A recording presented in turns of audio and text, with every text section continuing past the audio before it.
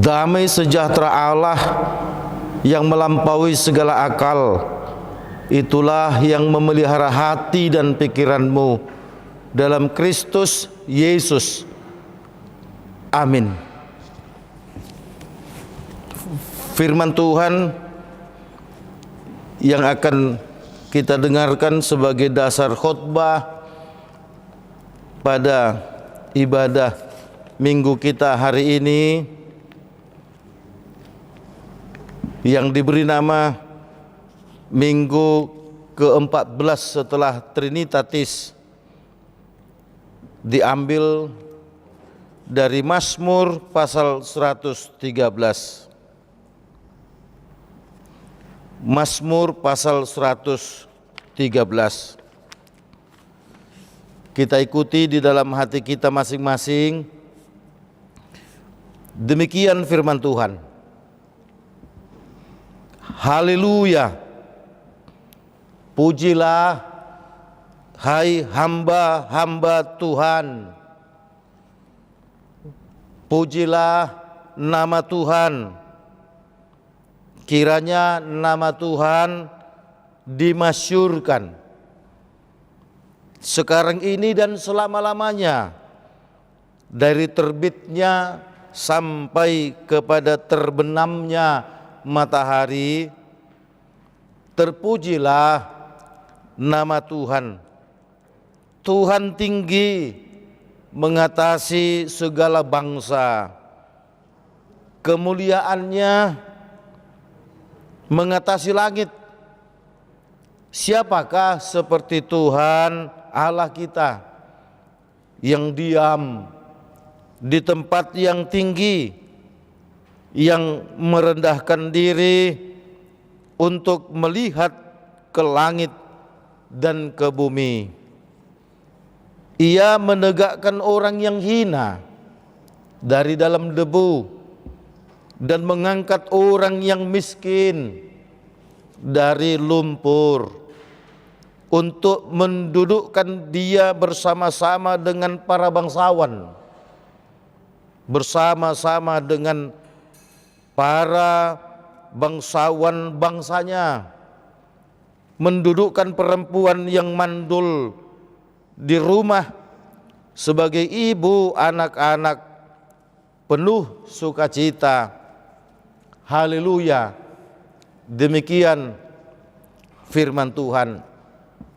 Yesus berkata kepada kita semua, yang berbahagia adalah mereka yang mau mendengarkan firman Tuhan serta melakukan di dalam kehidupan setiap hari.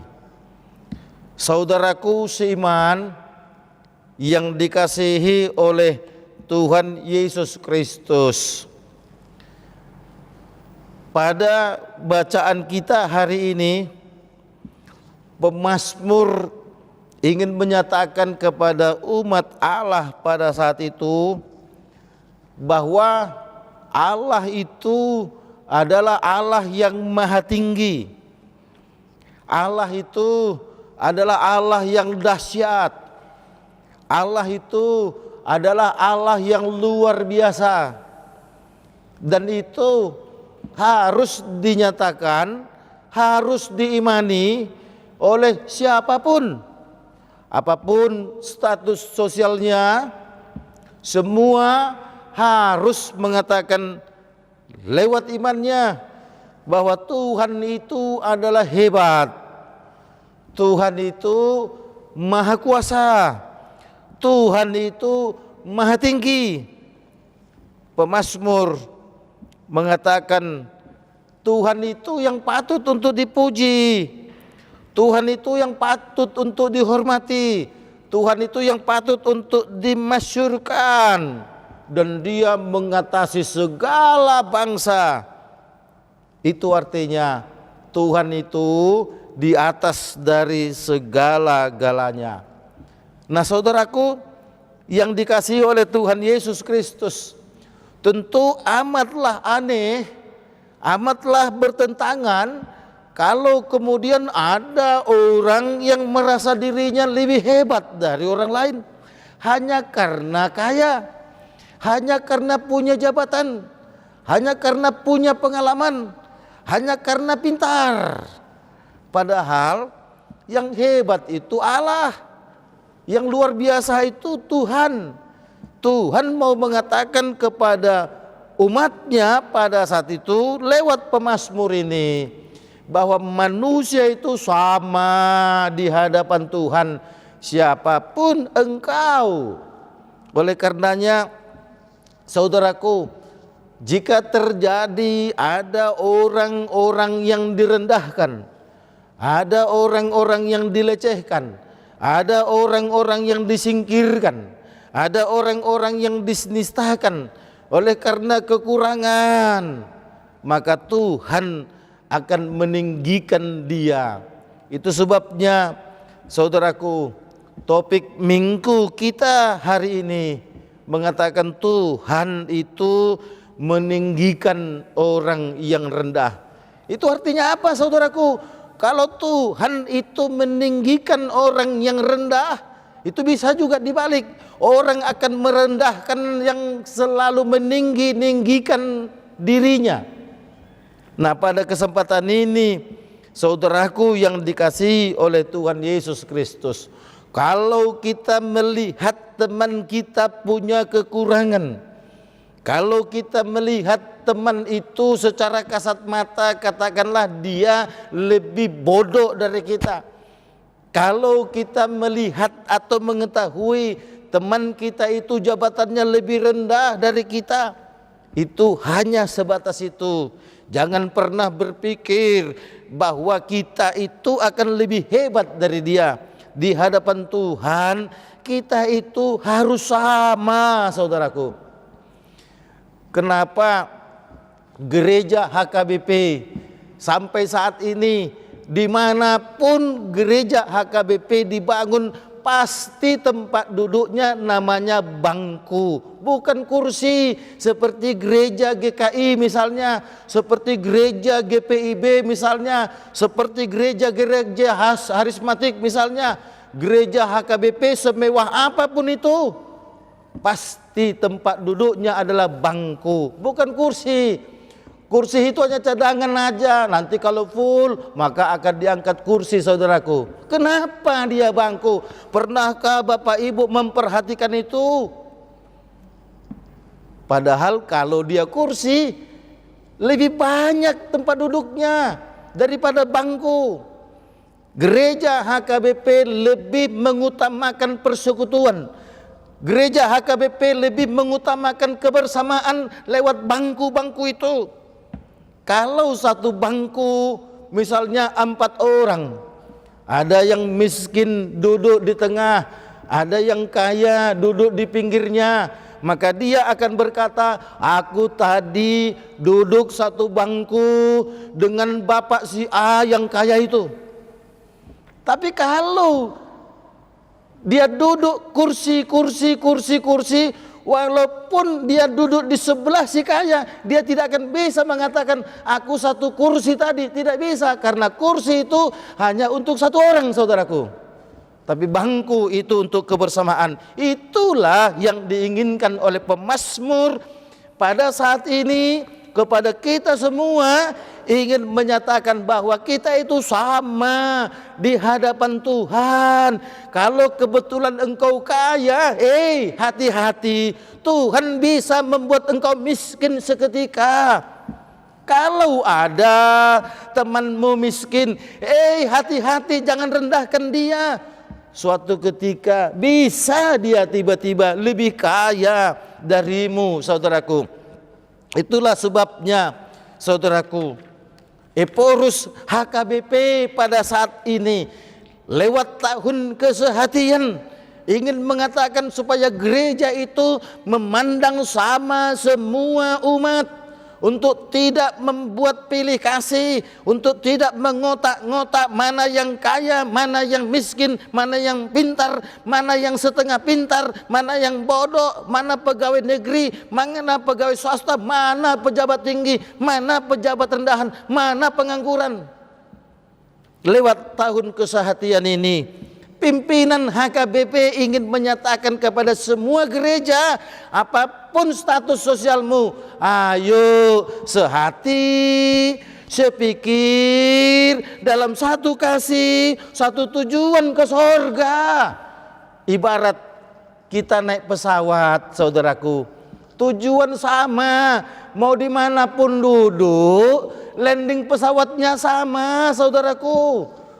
Oleh karenanya, saudaraku yang dikasihi oleh Tuhan Yesus Kristus, kalau kebetulan ada temanmu seorang ibu yang sudah menikah lama dan orang mungkin mengatakannya dia mandul, jangan rendahkan dia, jangan katakan dia adalah orang yang terkutuk di hadapan Tuhan, jangan katakan dia adalah orang yang nista. Hati-hati saudaraku, Tuhan bisa mengubah semua. Bukankah Sarah yang dikatakan mandul itu berumur 90 tahun dia bisa melahirkan? Bukankah si Hana itu juga, saudaraku, orang yang direndahkan itu tiba-tiba ditinggikan oleh Tuhan? Bukankah, saudaraku, janda yang di Sarfat itu, yang miskin itu, hanya punya harta segenggam tepung dan sedikit minyak. Kalau diolah pun hanya cukup untuk anaknya, mamanya kagak makan. Kalau makan mamanya, anaknya kagak makan. Miskin, saudaraku. Tapi Tuhan menghampirinya lewat Nabi Eli. Tuhan pun menghargai orang yang miskin. Tuhan pun memakai orang miskin itu menjadi saluran berkat kepada hamba Tuhan. Nabi Eli datang, saudaraku. Apa tidak ada orang kaya pada saat itu? Ada. Tapi Allah memakai janda miskin yang di Sarfat sebagai saluran berkat kepada Nabi Eli. Tadinya memberontak itu janda yang di Sarfat. Gue ini miskin, enak aja lu datang-datang sama gue. Kalau gue olah ini makanan cukup hanya untuk anak. Kalau untuk aku cukup hanya untuk aku. Anak kagak makan. Lu datang kepada gue. Nabi Eli mengatakan, Tuhan yang suruh aku. Begitu disebut Tuhan, maka janda yang di Sarfat itu tidak pikir panjang.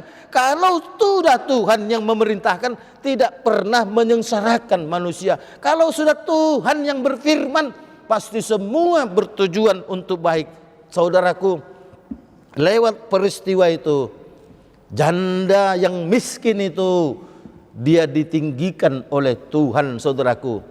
Sampai saat ini, janda yang di Sarfat menjadi tokoh teladan bagi orang-orang miskin untuk tidak membesar-besarkan kemiskinannya. Tuhanlah besarkan di tengah kemiskinanmu. Saudaraku, kalau kebetulan temanmu memiliki anak yang kurang sempurna secara fisik, sebutan sekarang adalah dia salah satu di antara kaum difabel. Jangan kau merendahkan temanmu, apalagi merendahkan anaknya yang difabel itu. Lihatlah, HKBP sekarang dibukakan matanya oleh pimpinan HKBP untuk juga melayani kaum difabel. Di gereja kami beberapa bulan lalu HKBP Cipayung Cilangkap, tepatnya tanggal 7 Agustus 2022, melayani CD khusus kepada kaum difabel yang tidak bisa bicara, alias bisu atau tuna bicara, kagak tahu apa-apa. Tapi pimpinan HKBP, biarlah mama dan papanya dengan gaya mereka, dengan komunikasi mereka di rumah, anak mereka yang cacat itu, anak mereka yang tidak tahu apa-apa itu, anak mereka yang dilahirkan Tuhan menghendaki seperti itu, tetapi mereka tahu Tuhan Yesus adalah juru selamat. Mereka juga harus dilayani. Kami lakukan CD khusus, saudaraku, yang mengucapkan pengakuan iman cukup mama dan papanya, karena anak-anaknya tidak bisa berbicara. Saudaraku, Tuhan meninggikan orang-orang yang direndahkan. Apalagi gereja. Gereja itu adalah perpanjangan tangan juga untuk meninggikan orang-orang yang rendah. Jangan pula malah gereja merendahkan orang-orang yang seperti itu. Nah, saudaraku yang dikasihi oleh Tuhan Yesus Kristus, pada saat ini kita pun diingatkan untuk menganggap bahwa manusia itu sama di hadapan Tuhan, bahwa manusia itu sama-sama bermartabat, berharga di mata Tuhan. Kalau kita punya teman sakit berkepanjangan tak kunjung sembuh, sakit apakah itu? Cancer kah? Stadium 3, stadium 4. Teman kita kena stroke sehingga tidak bisa berbuat apa-apa, sehingga mereka membutuhkan orang lain agar mereka bisa melakukan aktivitasnya. Saudaraku, jangan pernah menganggap rendah. Hei saudara-saudaraku, jika saudara-saudara sekarang merasa direndahkan oleh banyak orang, jangan berkecil hati engkau. Ada Tuhan yang dari atas sana menghampirimu dan meninggikanmu dan membuatmu sama seperti bangsawan. Itu yang dikatakan oleh pemazmur dalam ayat kita tadi. Tuhan tinggi mengatasi segala bangsa, dan Tuhan itu membuat semua akan seperti bangsawannya. Nah, saudaraku yang dikasihi oleh Tuhan Yesus Kristus, mari kita memiliki semangat hidup yang tinggi, karena Allah itu ingin bersama dengan kita. Lihatlah Allah yang sudah mengutus anaknya yang tunggal. Dia datang dari kerajaannya, dia merendahkan dirinya sama seperti manusia hanya untuk menunjukkan kasihnya. Dia ingin mendatangi orang-orang yang hina, dia mendatangi orang-orang yang berdosa, dia mendatangi orang-orang untuk diselamatkan. Saudaraku, lihatlah orang-orang Farisi yang merasa dirinya hebat. Lihatlah para ahli Taurat yang merasa dirinya hebat. Lihatlah para imam-imam itu yang merasa dirinya hebat. Mereka justru menjadi tidak hebat karena mereka tidak mau bertemankan Tuhan Yesus. Tetapi orang-orang yang dilecehkan oleh mereka yang menyatakan hebat itu justru dihampiri oleh Tuhan dan diberikan keselamatan. Lihatlah Zakheus yang disingkirkan oleh banyak orang, khususnya para kaum Yahudi yang merasa dirinya hebat, benar dan kudus. Mereka seakan mentertawakan Yesus, kenapa datang ke rumah orang yang berdosa. Saat itu saudaraku, Tuhan Yesus meninggikan Zakheus yang direndahkan oleh banyak orang itu. Itulah saudaraku misi Tuhan Allah lewat Yesus, meninggikan orang yang direndahkan, orang yang terpuruk termasuk karena dosa, untuk ditinggikan dan diselamatkan. Ia menegakkan orang yang hina dari debu. Artinya apa saudaraku? Mau seterpuruk apapun engkau, bahkan engkau merasa dirimu tak berharga di hadapan teman karena kemiskinanmu, mungkin karena kebodohanmu, mungkin karena engkau tidak punya pekerjaan, mungkin karena penyakitmu, engkau seakan sudah mati. Tuhan menegakkanmu, Tuhan mengangkatmu dari debu itu dan mengangkat orang yang miskin dari lumpur. Orang yang miskin serasa tidak bisa berbuat apa. Orang-orang yang miskin itu benar-benar merasa terpuruk.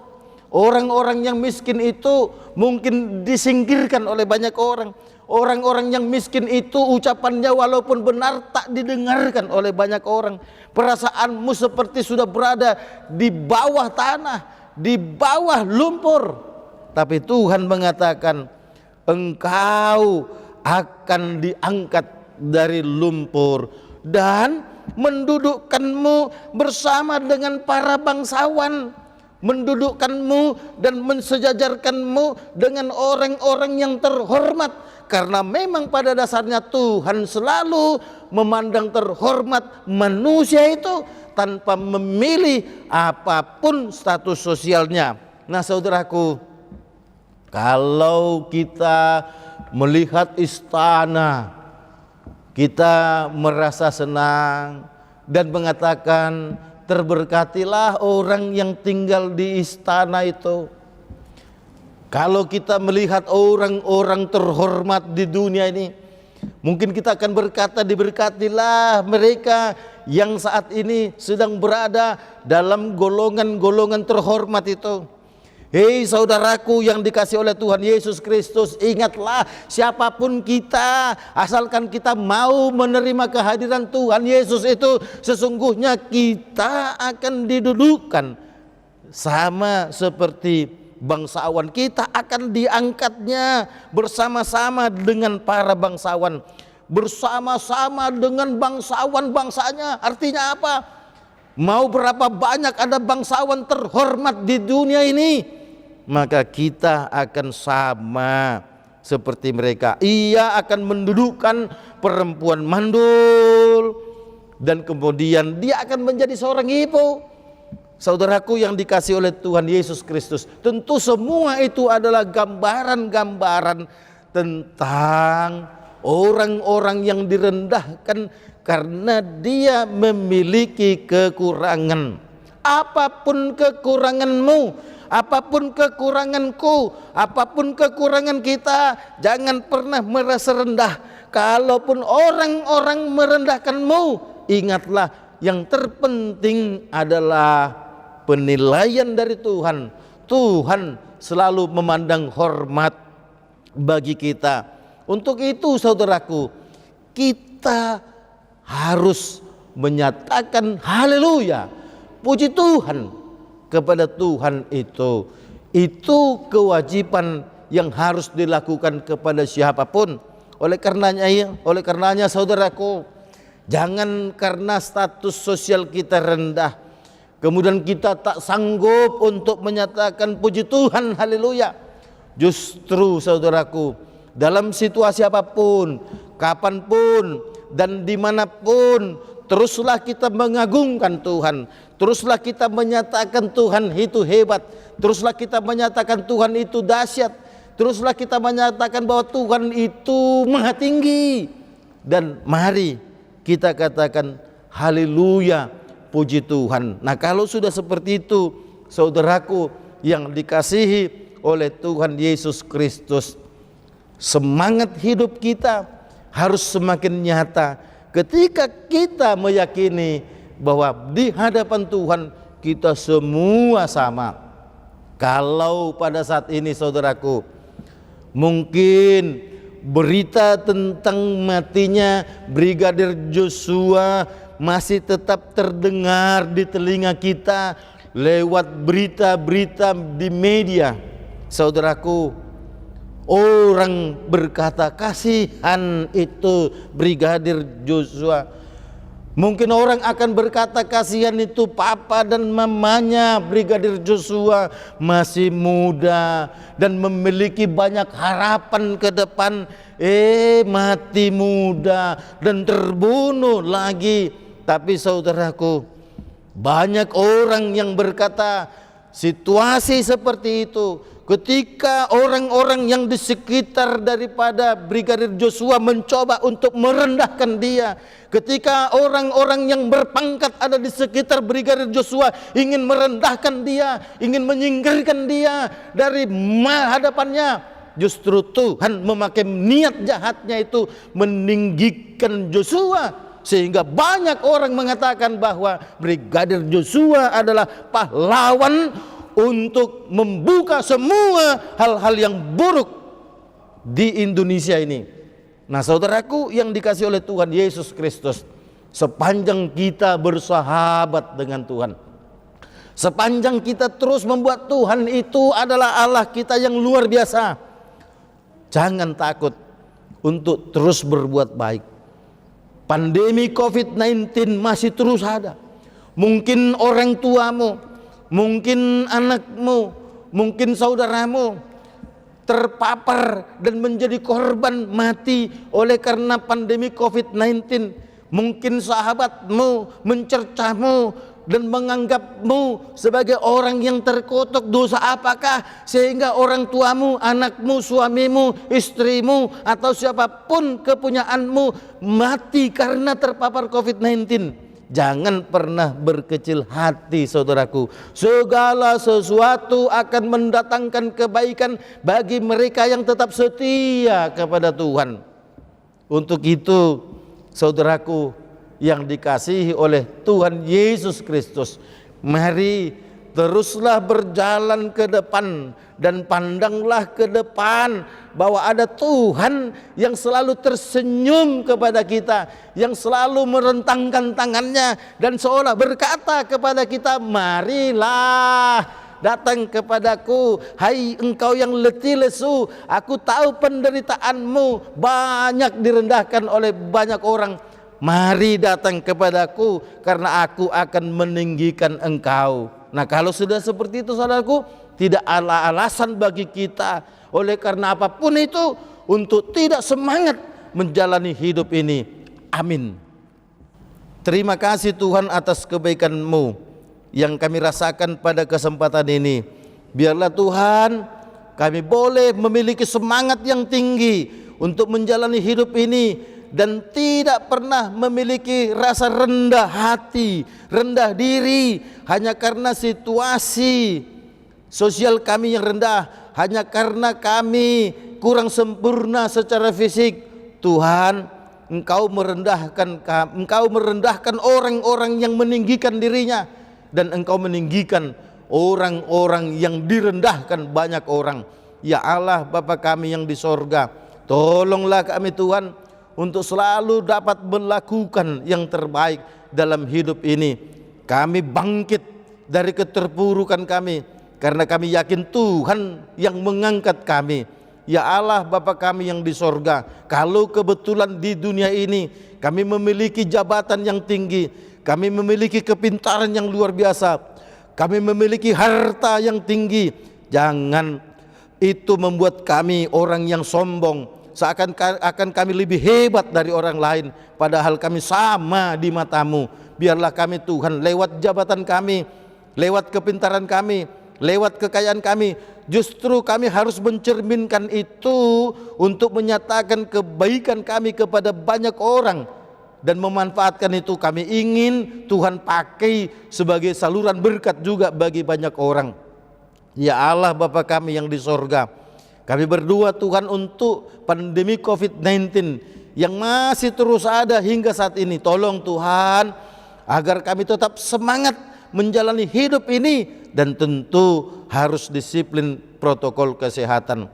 Ya Allah, Bapa kami yang di sorga, kami berdoa untuk Yayasan Badan Kerjasama Marturia yang sampai saat ini Tuhan masih pakai untuk saluran berkat perpanjangan tangan-Mu menyatakan kebenaran-Mu lewat ibadah minggu yang dilayankan secara online, lewat pelayanan-pelayanan ke gereja-gereja, lewat pelayanan dan berbagai kegiatan, berbagai pelayanan yang dilakukan.